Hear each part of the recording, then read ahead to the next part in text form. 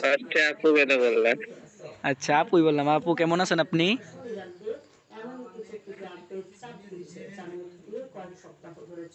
কই ভাই voice on করে না তো। কি জানি ভাই, আমার সাথে কথা হয় নাই, আমার ফ্রেন্ড লিস্টে চিনি না তো আমি। ও তাহলে ভয়েস অন করতে বলেন না। আবার আমার কাছে যারা কথা বলে ওরা অনেক সুন্দর হয় বুঝছো। সুন্দর একমাত্র সুন্দরী মেয়েরাই আমার সাথে ভয়েস অন করে কথা বলে, আর যারা সুন্দর না তারা মেসেজ করে বুঝছো ভাই। আচ্ছা, বুঝছি। কারণ সুন্দর মেয়েরা মেসেজ করতে পারে, আর হিজড়া মানে যারা ছেলে ওরা তো মেসেজই করে বুঝছো না। ওদেরকে সুন্দর কেমনে বলবা, কারণ যারা মেসেজ করে ওরা সুন্দর না, হয় হিজড়া না হলে সুন্দর না।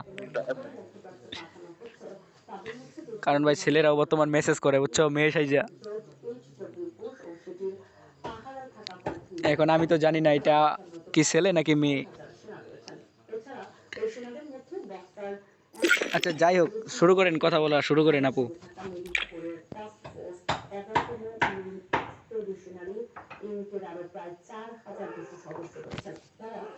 হ্যালো আপু, হ্যালো সাদিয়া আপু।